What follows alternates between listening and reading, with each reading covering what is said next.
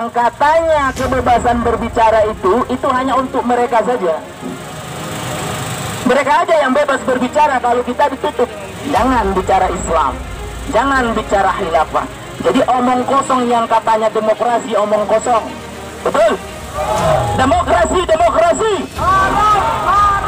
Sistem kufur, haram diterapkan, haram diambil, haram didakwahkan, karena ini bertentangan dengan Islam.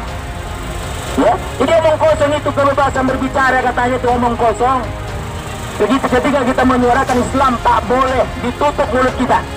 Bahkan ada yang ditangkapi. Tapi kalau mereka, ya Allah ya Rahman ya Rahim, serba bebas.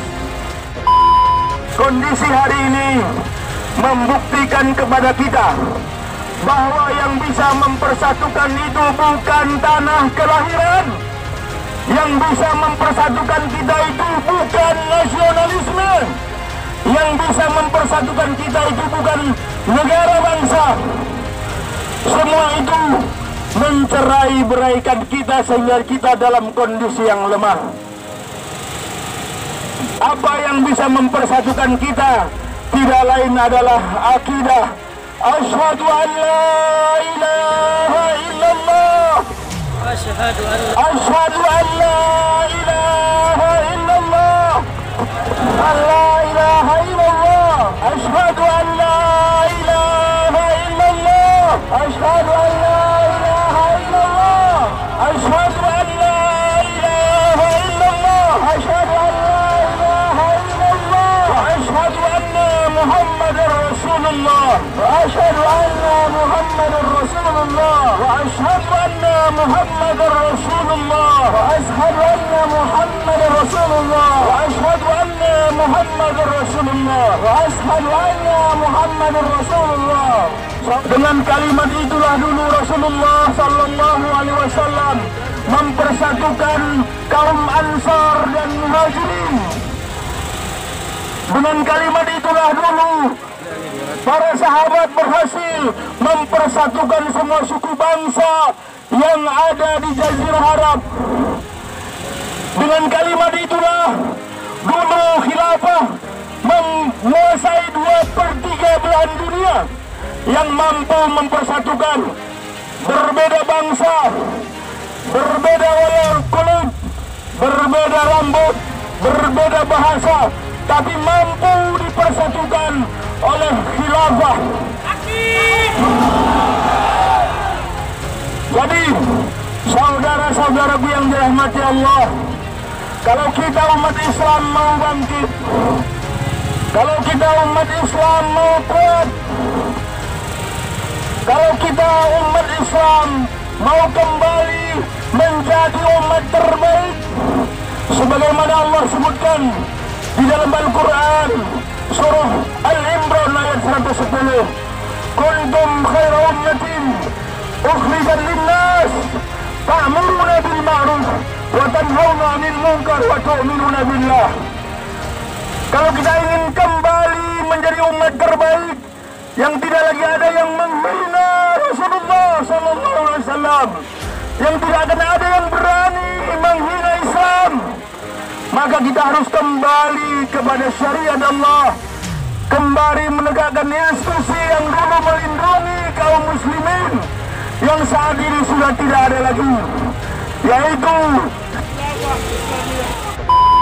Tapi sekarang ini saudaraku, lihat bagaimana bebasnya mereka menghina Rasulullah, bebasnya mereka memperlakukan kaum muslimin sesuka dan seenak hati mereka. Lihat Uighur, lihat Rohingya, lihat Palestina, bahkan negeri-negeri muslim lainnya.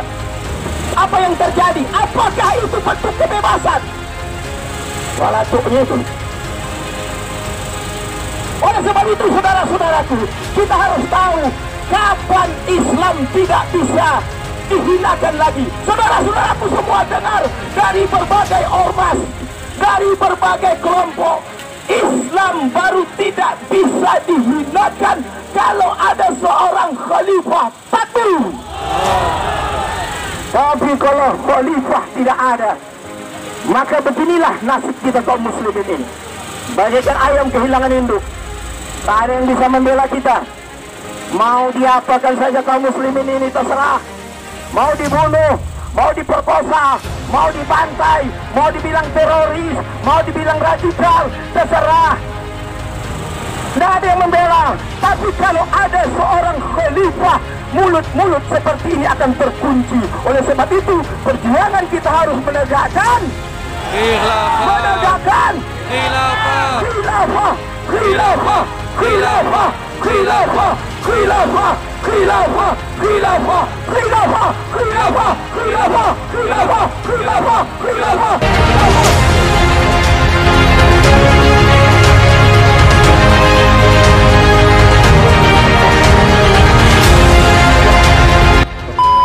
Kita wajib menolak yang namanya liberalisme dan sekularisme. Tolak! Tolak! Tolak! Kenapa kita tolak itu?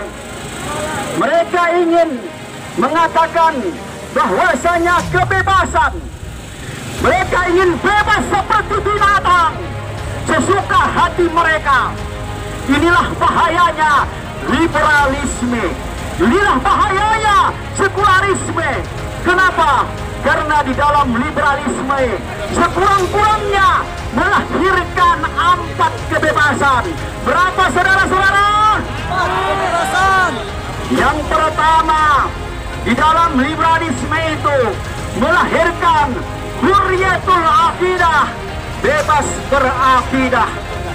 Silakan orang yang hidupnya liberal, sesuka hatinya, hari ini agamanya apa, besok agamanya apa, terserah kepada dia.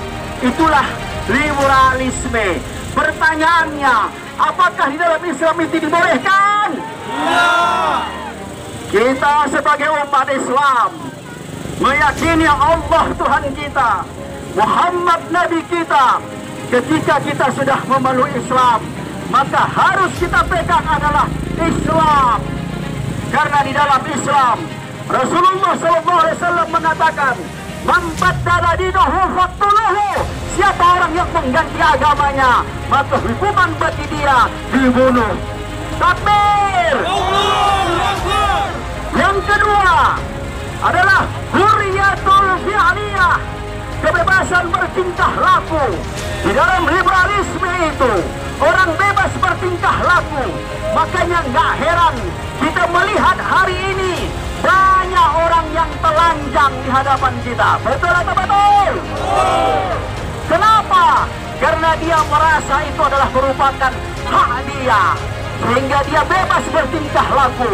Padahal Islam menyerukan kepada kita, kita wajib terikat dengan hukum syara. Takbir. Siapa di antara Bapak Ibu semua ingin terikat dengan hukum syara? Angkat tangan kanannya, katakan saya. Mari kita bertakbir lagi. Takbir. Yang ketiga, hurriyatul qauliyah, kebebasan berbicara. Dan inilah yang dilakukan oleh Presiden Prancis yang sesuka-suka hatinya ngomong, yang alasannya adalah liberal, bebas. Silakan saudara-saudara, apakah di dalam Islam boleh kita bebas berbicara? Oh.